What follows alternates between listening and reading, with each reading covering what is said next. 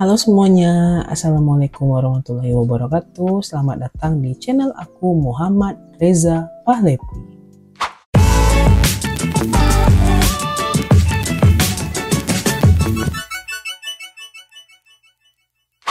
Nah, di video kali ini aku akan membahas secara khusus dari subtes SKD. Tentunya yang aku pilih adalah TIU. Jadi beberapa waktu yang lalu aku mengadakan atau membuat instastory terkait dengan challenge ya untuk kalian mengirimkan soal via DM, dan akhirnya aku memilih 5 soal dari yang udah kalian kirimkan. Nah, tentunya pembahasan yang nantinya akan aku jelaskan itu akan sangat-sangat berguna untuk kalian. So, kita langsung bahas bersama saja soal-soalnya ya. Nah, di sini ada soal umur Siva dengan kakaknya 5 berbanding 9. Kita buat dalam bentuk simbol saja ya biar lebih enak. Siva banding kakak itu perbandingannya adalah 5 banding 9. Kemudian selisih umur mereka adalah 20 tahun ya. Jadi umur Siva dan umur kakak itu selisihnya adalah 20. Yang ditanyakan adalah berapakah umur mereka masing-masing, artinya umur Sivanya berapa, umur kakaknya berapa, berdasarkan yang diketahui ini. Nah, sebelum kita mencari atau menjawab soal ini, kita harus tahu dulu perbandingan dari masing-masing mereka. Nah, jadi kan Siva ini 5, sementara kakaknya adalah 9. Jadi kalau misalnya mau cari umur masing-masingnya, itu langsung saja kita bisa cari ya. Jadi Siva itu sama dengan Sivanya kan 5 selisih perbandingannya berapa di sini? 5 dan 9 kan? 5 dan 9 itu selisihnya adalah 4. Jadi 5/4 dikali 20 ya. Jadi langsung kita cari 20 sama 4 bisa kita bagi, hasilnya adalah 5. Umur Siva adalah 25. Sementara untuk mencari umur kakak, nah umur kakak itu kan 9 ya kan, atau perbandingannya 9. Kita per lagi dengan 4 karena selisih, kemudian kita kalikan dengan 20 ya. Nah, kemudian untuk cara mencarinya tadi juga sama ya. Kita coret lagi ya, kita coret lagi 20 dengan 4 itu tinggal 5. Jadi 9 kali 5 adalah 45. Jadi umur mereka masing-masing adalah Sivanya 25, kakaknya 45, sehingga opsi yang benar untuk soal ini adalah yang B. Oke, gitu ya.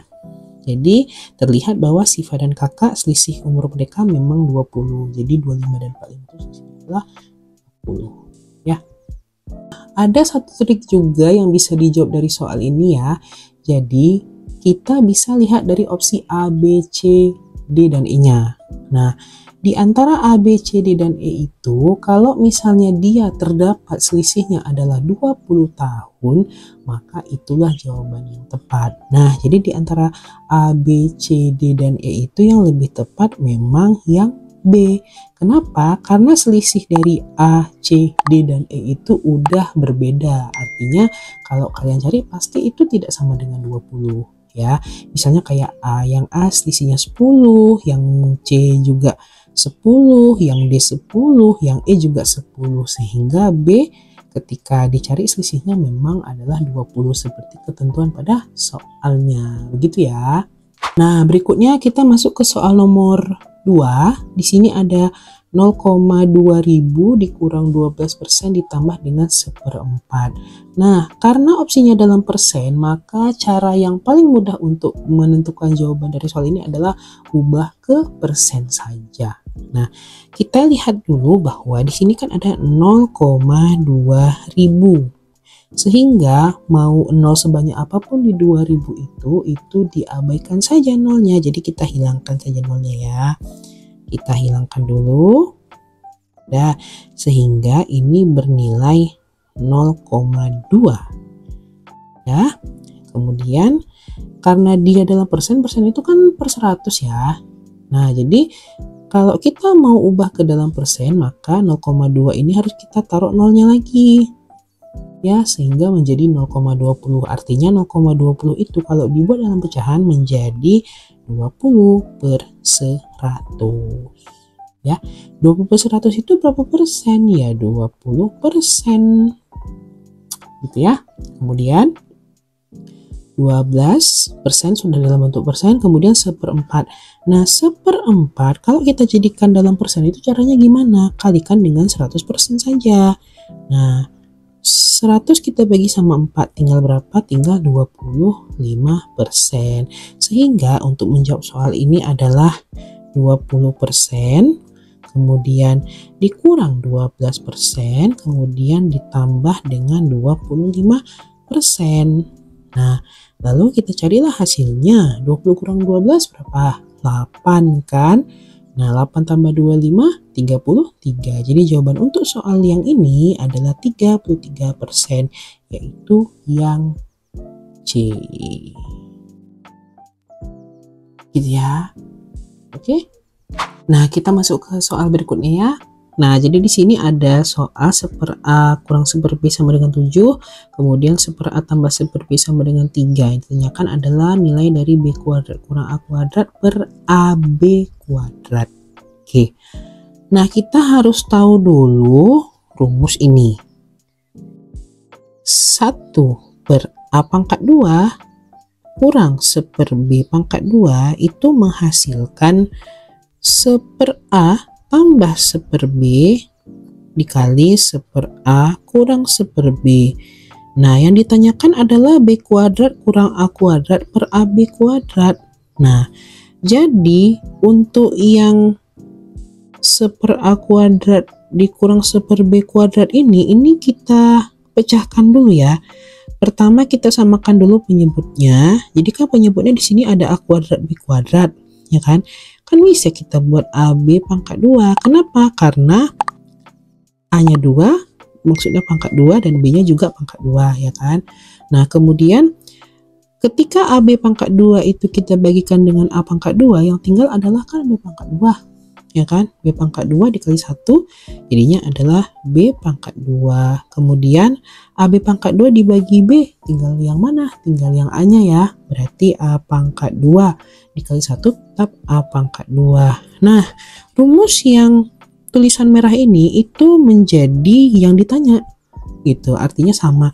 Nah, ketika ada soal dengan bentuk seperti ini karena dia modelnya kali, berarti langsung kita kalikan saja. 1/A tambah 1/B kan nilainya adalah 3, ya kan? Kemudian 1/A kurang 1/B itu kan nilainya 7. Makanya langsung aja 3 kali 7 berapa? Hasilnya adalah 21. Maka jawaban yang benar adalah yang C. Gitu ya. Oke, soal berikutnya. Jadi di sini ada soal 4 pangkat X tambah 1 ditambah 4 pangkat X tambah 2 dan tambah 4 pangkat X tambah 3 dibagi 21 menghasilkan 64. Oke, langsung kita cari aja. Jadi sebelumnya kita harus tahu dulu bahwa kalau misalnya ada A pangkat M tambah N itu berasal dari A pangkat M dikali A pangkat N. Maksudnya apa?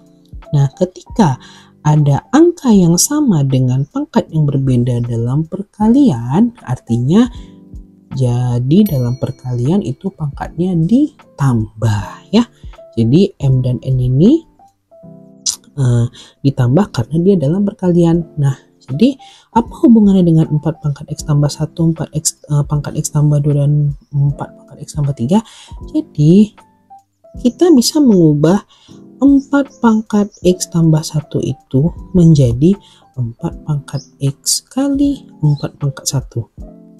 Ya, kemudian yang berikutnya adalah 4 pangkat X tambah 2 bisa kita ubah menjadi 4 pangkat X kali 4 pangkat 2, dan 4 pangkat X tambah 3 itu bisa kita ubah menjadi 4 pangkat X kali 4 pangkat 3.